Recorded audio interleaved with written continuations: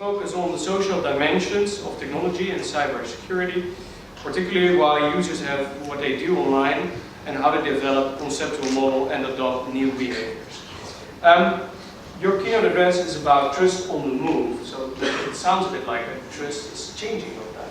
Well, I don't know that trust is changing, but I think our understanding of trust is changing. And I think especially when we think about mobile, how we understand trust relationships, the way that our users or our customers conceptualize trust, how they experience trust, is changing because the different places that they can experience that are changing as we send them out into the world with mobile devices and apps.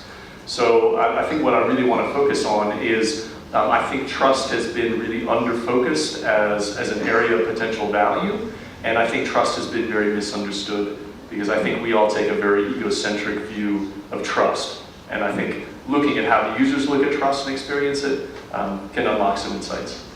Good luck. Great, thanks. Thank you all for coming out after the lunch session. I know this is normally the sort of the black hole that we all fall into. I saw an interesting study of Italian court cases. They did a big data study of like when you would be most likely to be convicted of a crime. And you're 80% more likely to be convicted of a crime if your case is held after lunch than if it's held in the morning.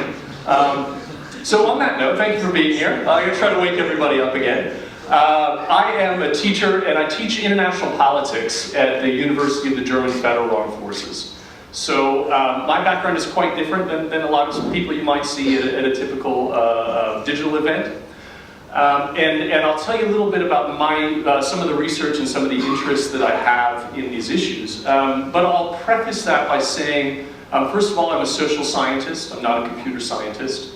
And a lot of what I look at, a lot of what I focus on are the social and psychological aspects of why certain behaviors are adopted and why certain technologies take off. Because it's my position that a lot of things in the world that we think are technical issues are actually social issues with a technical component to them.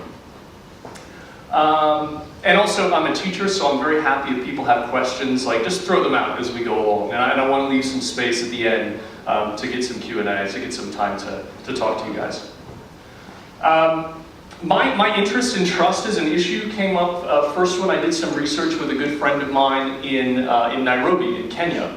We went there a few years ago, and we were trying to answer this question of why the Somali neighborhood of Nairobi is basically the most dynamic, most successful part of the Nairobi economy.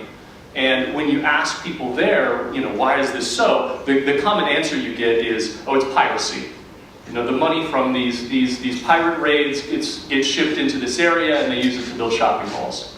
So what we did is we started looking in and investigating and talking to everyone from street vendors to shopping mall owners to actual pirates. And what we figured out is that the reason that this area took off so much is it has nothing to do with piracy. It really has to do with how Somalis construct trust in their society. And so this was a really eye-opening thing for us to think of. Like Somalis, one of the characteristics of them, different than a lot of these other ethnic groups you get in the area, is they will often do like $1 million deal on a handshake.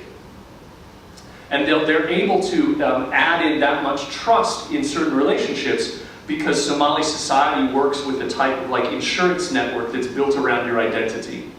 So if I know you and I know your clan and I know your family, I know even if you renege on a deal, I can go to the rest of that value chain, that rest of that identity chain to redress the problem.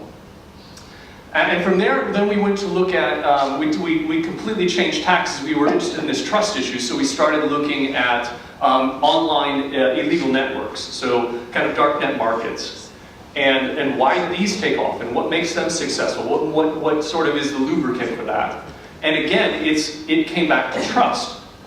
But it's trust in an inverted way, because now we have an illegal market. Like illegal markets in the real world tend to monopoly enforced by violence. So the way that you get out of that violence problem is you remove identity from the equation. So online illegal markets work very well if the buyers and sellers cannot know who each other are. So this idea of trust kind of kept coming back and back and back, and started us digging into some of the ideas that's happening, and informed some of the way that I look at mobile. I pulled this slide from Benedict Evans' great presentation on how mobile is eating the world, because I think it's a nice way to drop into the mobile context. Now he's talking here about, we've got a couple things combined. We've got the scale of mobile. That's everyone knows it's exploding. Everyone has seen the figures that we're just in this explosion of the uptake of mobile and the explosion of the adoption of mobile devices. So we're going to have 2 to 3 times more smartphones than PCs by 2020. But then you combine that with the sophistication, the sort of the context of mobile, all of the things that mobile devices can do. And he puts their personal, they're taken everywhere, frictionless access, cameras, locations, payments, all these things. When you combine those two forces, you get this enormous wellspring of opportunity. You also get this enormous wellspring of complexity, and this enormous wellspring of confusion. And that, I think, is part of our challenge as we try to find more value in mobile, and we try to find how we can bring value to our users, is to sort through and simplify some of this complexity. This is a data set I collected from a student a few years back. We would do this every year. We do like a digital diary. So my students they would track all of their digital interactions over a 24-hour period, and they would self-rate. Do they think they're light, medium, or heavy users of technology? And this was from a young girl, and she rated herself light to medium user of technology. And then when we plotted out her digital interactions over a 24-hour period, there were just an enormous number and variety of interactions. The first one that kind of jumped out to us was this top line here. I'm sorry, this isn't that clear here. These are her text messages, and she had 118 text messages in a 24-hour period. And there was no more than 2 hours in the entire day where there wasn't a text message. So I'm like, what is happening? Do you sleep? This is crazy. And I used this slide for a while now because I love using this. Like, if you broke this down, that would be about 100,000 digital interactions in an average year. And that, at the time, that was 2012, like that was light to medium use of technology. Now that is like someone who doesn't even know how to use digital technology. Just to give you a comparison, and this is me trusting you and opening my life a little bit, I decided to do an inventory last night for myself, because I love, this is 2012, which is, it's ancient history when you're talking about mobile. I had 118 text message interactions with one person between the hours of 6 p.m. and midnight yesterday. Okay, the context there, I have fallen in love, and we're in this sort of like magical, everything is butterflies and unicorns, and we really want to keep in touch when I travel. But it didn't seem unnatural to me that we would interact that much. We had like 245 messages exchanged in one day. And that was on top of doing presentations and checking email and using websites and navigating around the city and like this whole host of other digital interactions. So it's not that, you could say maybe I am addicted to digital devices. But I think really what's happening is like digital is just mediating our social and professional lives.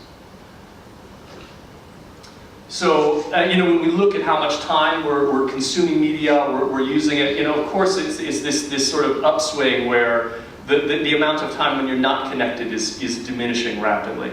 And I think when we kind of step back and say, what do those two things mean? And I think a lot of you know this or work with this when you're designing new services for users is, we don't have a lot of free time. And there is an enormous amount of complexity. And that's kind of what's driving a lot of this push that we see towards reducing friction. Everybody wants to say, like, let's simplify the app so the app isn't multi-purpose, the device is multi-purpose. Let's make the app a single purpose. Let's try to reduce friction, throughout any of these interactions. And the point that I would bring up about this is I think when we talk about reducing friction, we're often looking at the kind of just usability. We're looking at like, what's the step in this customer journey until they buy the thing? And trying to reduce, as many steps as we can there.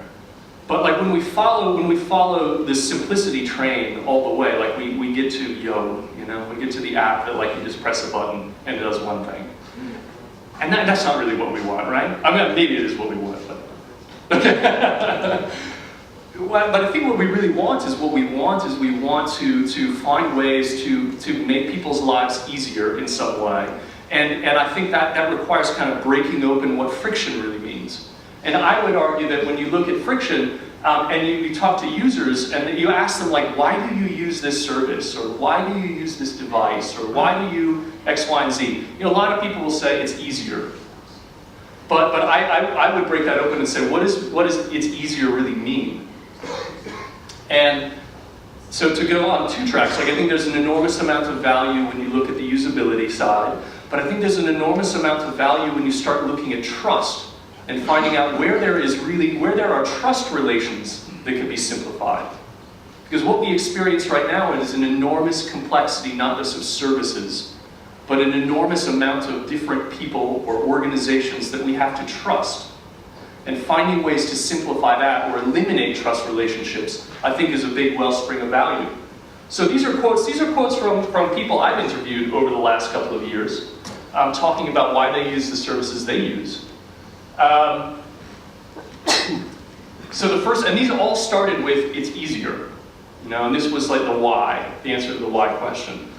So the first one was a Kenyan who was talking about using M-Pesa, you know, mobile money, because now when they travel, they just M-Pesa themselves all the cash they're going to take to the new destination, because then they don't have to worry about what happens on the bus drive there.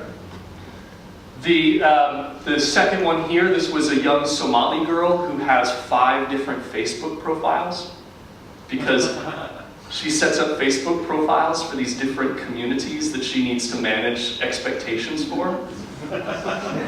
So we looked at her like, this is her family Facebook that her parents see. And you know, it's very like clean, good stuff. And then there's the party girl one for her friends. This last one was a guy who was, you know, one of the biggest. He was one of the biggest MDMA dealers in the Netherlands. This is him talking about why he uses Silk Road. All of these things really come down to people not just using a service because it's easier, but using a service because it radically simplifies or eliminates the need for trust. And so I want to dig down a little into like what trust really means and how we can kind of look at it. Trust, first of all, is always future-oriented. You know, if you think you have a trust relationship with your user, and that trust relationship is, you know, like it's some sort of existing thing that's happening right now, that's false. The trust relationship you have with your users, or you have with anyone, is always future-oriented. Because there are a few components that we need to have trust. So to actually have the experience of trust, you have 2 parties involved.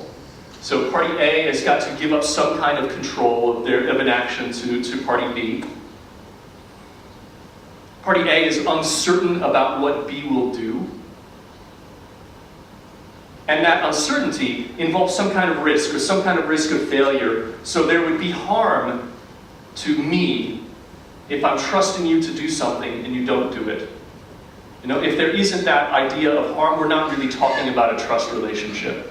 So when I hear people talk about trust in mobile, often what's really happening is just they're talking about there's no need for trust, or there's a lack of trust already. And so when we're looking at how we can orient our services to tap into that real potential of trust, I think we have to look out into the user's world to see how they're interacting in the world, and where there are interesting trust relationships that we could simplify and we can help them with. It isn't necessarily their relationship to us. So if I have like an argument, if you're going to be designing and you want to be designing with trust in mind, I would say find a way to eliminate it. Find a way to eliminate the need for trust. Or find a way to simplify it for them. And this is where I would say like the Uber thing. Like I put up this quote, you know, they asked me like, we need a quote, and I, oh gosh, you come up with something interesting. I don't know if this is interesting, but my friends, I must have been into because my friends were like, I don't know what you're talking about. And the argument that I would put there is like when I look at Uber from this kind of psychological perspective, in that, like for me, Uber isn't about convenience.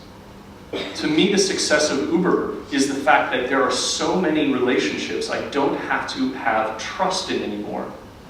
And I thought about this when I was walking home from a conference. I was in Amsterdam late at night, and I dialed up Uber. I'm waiting for Uber to come. And there are all these kind of like black cabs swarming around me, you know, like calling out the window if I needed a ride. And I was feeling, you know, the emotion that I felt, and it was all of this feeling of like uncertainty. You know, who is this person? Are they going to take me straight there? You know, like, I think I got to cash, like, how much should I tip this guy?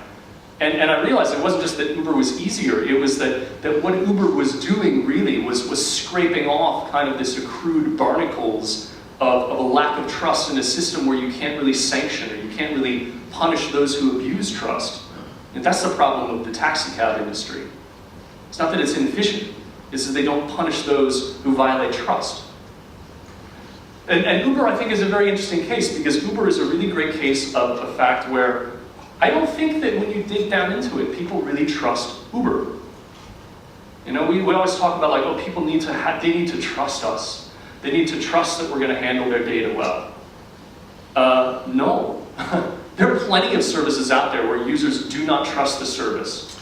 However, like I don't trust Facebook, not at all.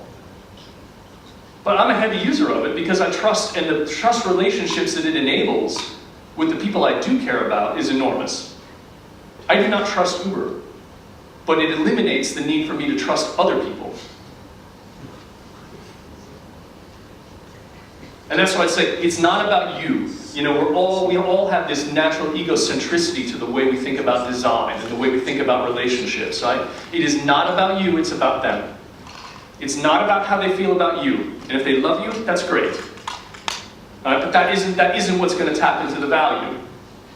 Think about where they are out in their own lives and in their own world, where you can think about their trust relationships with other people and simplify those.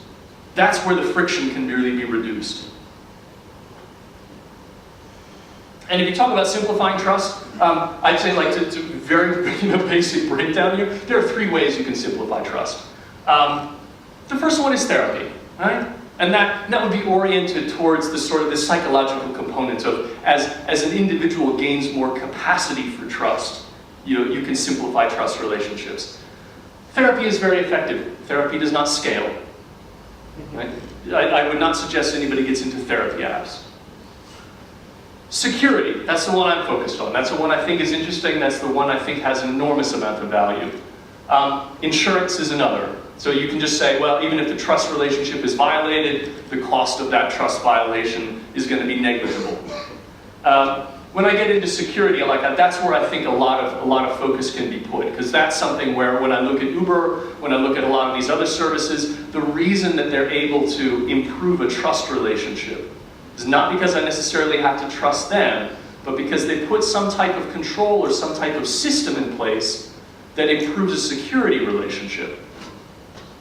And this is where I love, Bruce Schneier is a legendary security researcher, security analyst.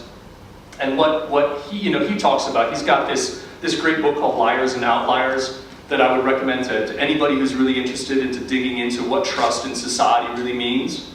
But what he's talking about is that the whole purpose of security, like the reason that we have civilization, the reason that we can even call ourselves civilized in many ways, is because we found more and more ways to institutionalize trust and to provide support for it through security.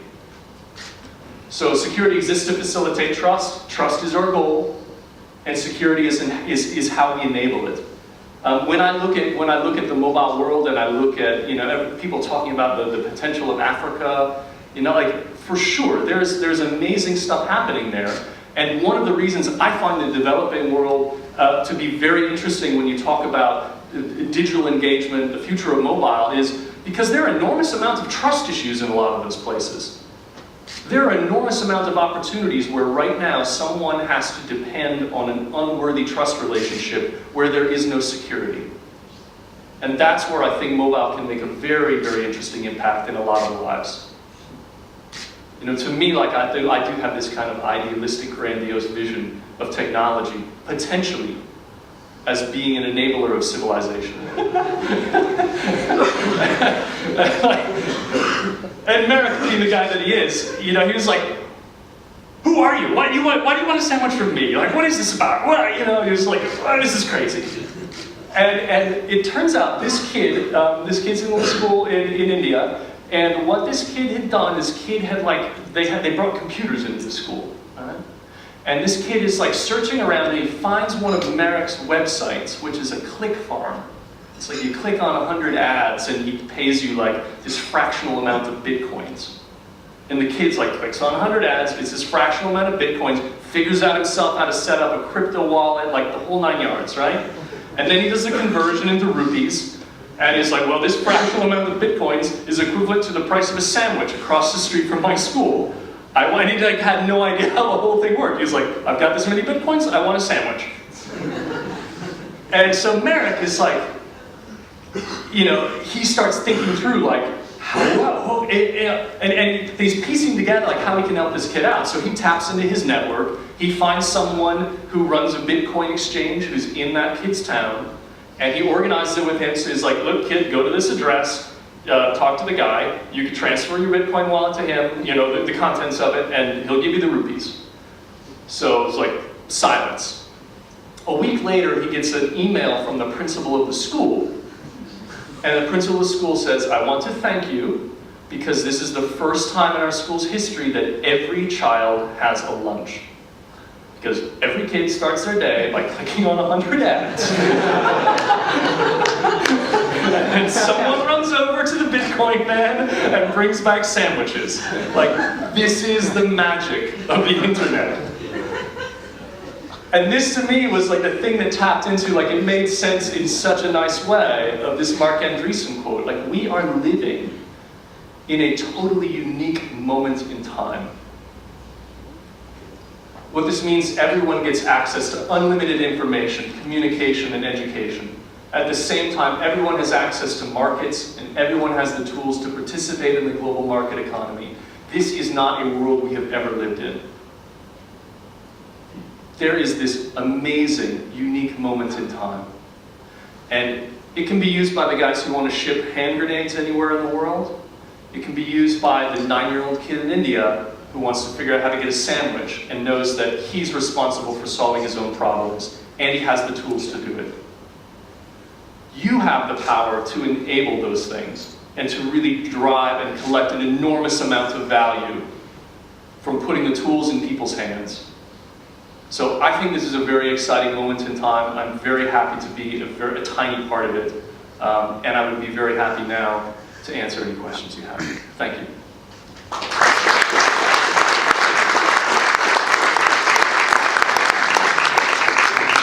Well, I can imagine there are quite a few questions. Who wants to go first? Yeah.